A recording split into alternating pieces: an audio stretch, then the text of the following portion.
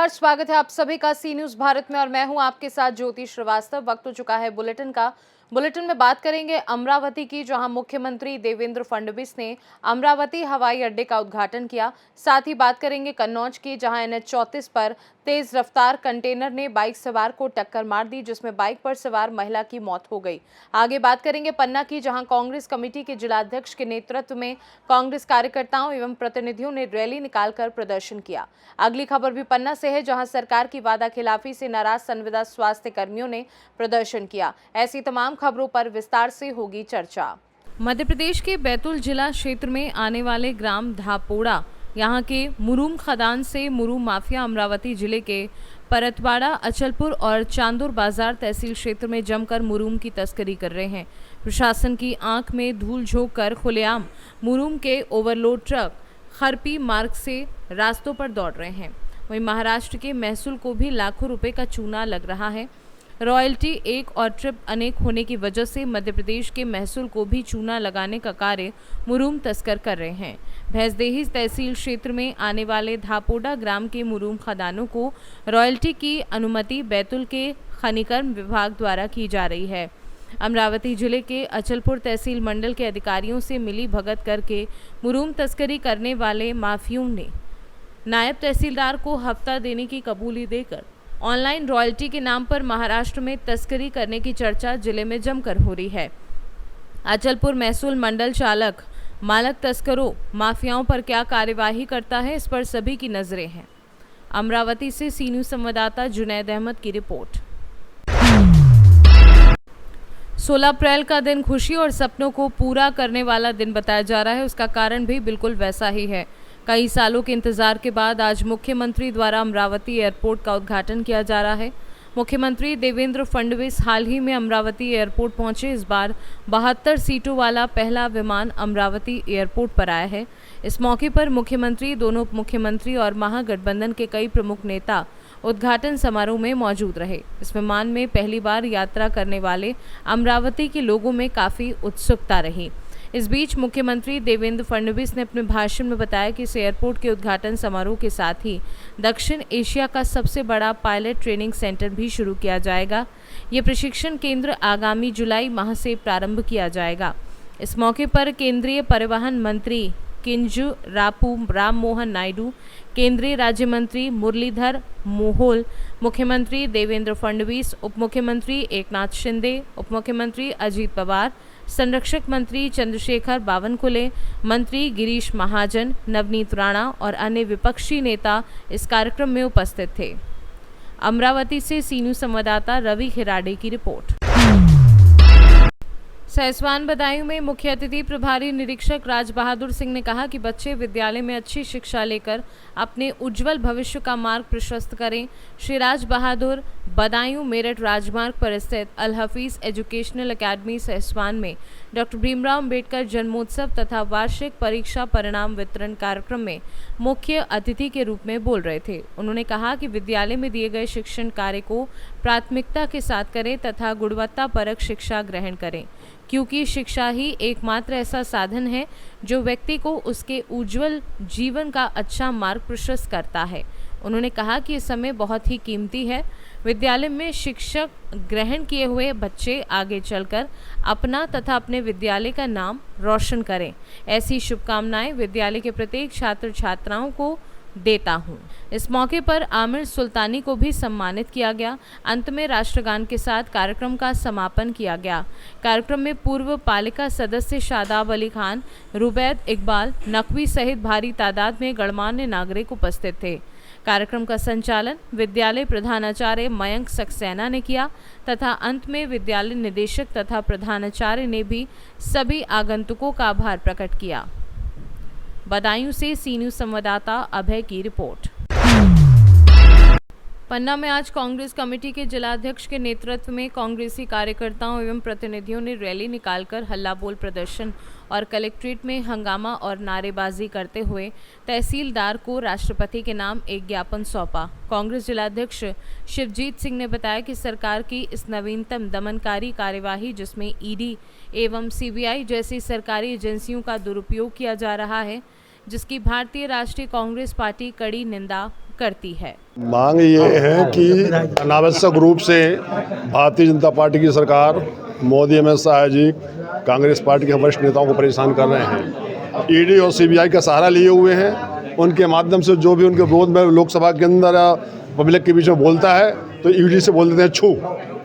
ED पीछे लग जाती है जबरदस्ती। जो सत्य नहीं है उसको भी सत्य बताने की कोशिश करते हैं। झूठ मूठ का केस बनाते हैं, बदनाम करने की कोशिश करते हैं, पब्लिक को गुमराह करते हैं। इसके विरोध में समस्त कांग्रेस जनों ने ज्ञापन दिया है कि ये तानाशाही कार्रवाई बंद की जाए और अनावश्यक लोगों को परेशान करना बंद करें, अन्यथा पूरे देश में कांग्रेस पार्टी सड़क पर उतर के जन आंदोलन करेगी। सरकार द्वारा कुछ सोच की भावना की जा रही है। हमारे देश की सर्वोच्च नेता परम आदरणीय सोनिया गांधी, परम आदरणीय राहुल गांधी के खिलाफ जो षड्यंत्र रचा जा रहा है ईडी जैसे को लेकर, और आज इसी के संबंध में हम लोगों ने ज्ञापन दिया है कि इस तरीके का दबाव ना बनाया जाए, नहीं तो पूरी देश की कांग्रेस पार्टी सड़क पर उतरेगी। अध्यक्ष और अन्य कांग्रेसगण यहाँ पर एक जो उनके वरिष्ठ नेता हैं उनके खिलाफ जो कार्रवाई की जा रही है उसके विरोध में उनके द्वारा ज्ञापन दिया गया है। क्या ये ज्ञापन लेके उचित माध्यम से शासन को भेज दिया जाएगा ज्ञापन। पन्ना से सी न्यूज़ संवाददाता रीना सोनी की रिपोर्ट। उन्नाव में वक्फ बिल को लेकर पुलिस ने की मॉक ड्रिल। वक्फ बिल संशोधन को खत्म करने के लिए सुप्रीम कोर्ट में दायर की गई है याचिका। बुधवार को कोर्ट ने की थी सुनवाई, गुरुवार को फिर होगी सुनवाई। फैसले के बाबत उन्नाव में अलर्ट मोड पर पुलिस है। एसपी दीपक भूकर की अगुवाई में प्रशासन पुलिस ने की mock drill. Anti right squad के साथ एसपी दीपक भूकर ने मॉक ड्रिल की। एसपी दीपक भूकर ने कहा कि सोशल मीडिया पर भड़काऊ पोस्ट करने वालों पर सख्त कार्यवाही की जाएगी। एसपी दीपक भूकर के साथ ASP Akhilesh Singh, city magistrate Rajeev Raj भी मौजूद रहे। देखिए, जो जनपद की एंटी राइट स्कीम जो है उसकी जो रेड स्कीम होती है उसकी रिहर्सल जो है वो पुलिस के द्वारा यहाँ पे की गई है और इसमें जो सभी पुलिसकर्मी हैं और मजिस्ट्रेट्स हैं उन सबके द्वारा इसमें जो हमारी एंटी राइट्स जो ड्रिल है उसमें पार्टिसिपेट किया गया है और ये लगातार जो अभ्यास है वो पुलिस के द्वारा किया जाता है। जो एंटी राइट स्कीम है उसी के दृष्टिगत आज भी ये अभ्यास जो है ये पुलिस के द्वारा किया गया है। उसके बाद जो फोर्स और मजिस्ट्रेट्स के साथ यहाँ पे फ्लैग मार्च भी मेरे द्वारा किया गया है।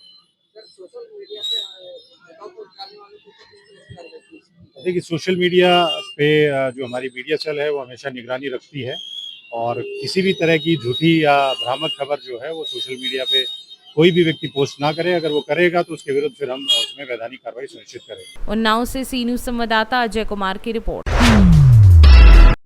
डिंडोरी में बुधवार की दोपहर जबलपुर ईओडब्ल्यू की कृषि विभाग टीम के कार्यालय पहुंची। वर्ष 2021-22 में हुए तरफा योजना में हुए बीज घोटाले के दस्तावेज जब्त कर जबलपुर के लिए रवाना हो गई।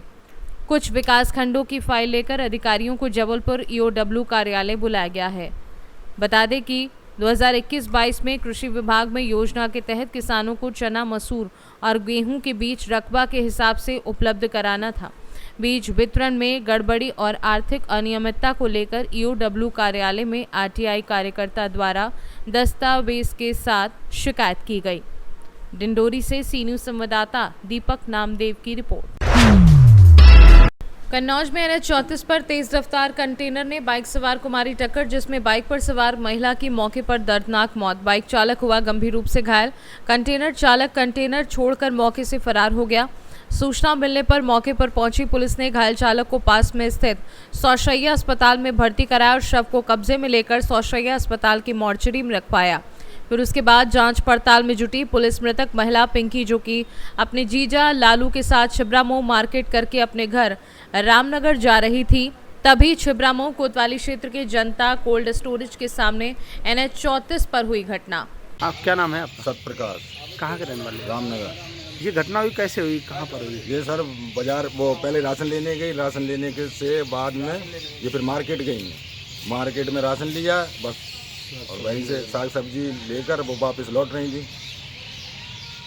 किससे एक्सीडेंट हुआ, कहाँ पर? ट्रक से। ये जनता कोल्ड स्टोर के सामने। ये कहाँ से कहाँ जा रही थी? कहीं नहीं, ये घर आ रही थी बाजार रामनगर छिबरामऊ से। किसके साथ थी ये? साथ में तो इनके मतलब इनके बहनोई थे। अच्छा, उन्हीं के साथ जा रही हाँ उन्हीं के साथ में थी गाड़ी पे। थी। गाड़ी पकड़ गई क्या? हाँ गाड़ी पकड़ के बताते हैं, अभी तो हम गए नहीं वहाँ। कन्नौज से सी न्यूज संवाददाता महेश गौड़ की रिपोर्ट। मध्य प्रदेश सहित पन्ना जिले में भी संविदा स्वास्थ्य कर्मचारियों ने आज सरकार की वादा खिलाफी से नाराज होकर हाथों में तख्तियां लेकर रैली निकाली और नारेबाजी करते हुए कलेक्ट्रेट में मुख्यमंत्री के नाम तहसीलदार को ज्ञापन सौंपा और जल्द उनकी मांगें पूरी नहीं होने पर उग्र आंदोलन की चेतावनी भी दी। संविदा स्वास्थ्य कर्मचारियों ने बताया कि पूर्व में मुख्यमंत्री, उप मुख्यमंत्री, मुख्य सचिव, प्रमुख सचिव, आयुक्त एवं MDNAH से पत्राचार करने के पश्चात भी NHM विभाग द्वारा हमारी मांगों पर विचार नहीं किया जा रहा है। राष्ट्रीय स्वास्थ्य मिशन मध्य प्रदेश के अंतर्गत 20 वर्षों से अधिक समय से कार्यरत लगभग 32,000 कर्मचारी प्रदेश में स्वास्थ्य सेवाएं सुचारू रूप से देते आ रहे हैं। कोरोना काल जैसे गंभीर महामारी में भी अपने परिवार एवं जीवन की परवाह किए बगैर सेवाएं दी हैं। अगर जल्द उनकी मांगें पूरी नहीं होती हैं तो वह अनिश्चितकालीन हड़ताल कर उग्र प्रदर्शन करेंगे, जिससे सेवाएं बाधित होंगी।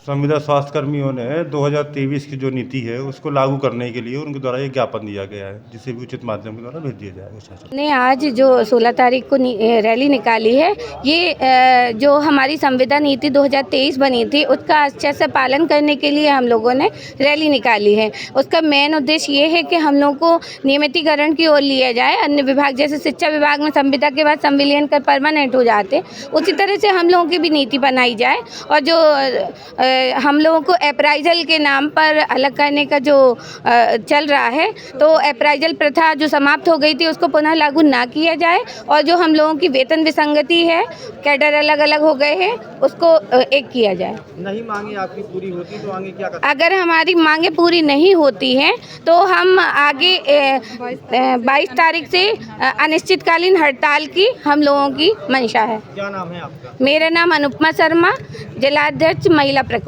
हमने जो हमारी 2023 की नीति बनाई गई थी माननीय मुख्यमंत्री जी के द्वारा, शिवराज सिंह चौहान जी के द्वारा, उस नीति का पालन करवाने के लिए हमने ये ज्ञापन सौंपा है। उस नीति में हम लोग को बहुत सारे लाभ दिए जाने थे जो कि हमको उससे वंचित किया जा रहा है। हमारे जो विभाग प्रमुख हैं, NHM MD हैं, उनके द्वारा उससे वंचित किया जा रहा है। इसमें हमारा जो ग्रेड पे है, लैब टेक्नीशियन 2400 है तो 2800 होना चाहिए, तो उसका उन्होंने लाभ नहीं दिया। जो हमारे कर्मचारियों को आउटसोर्स कर दिया है उनकी वापसी नहीं की जा रही है।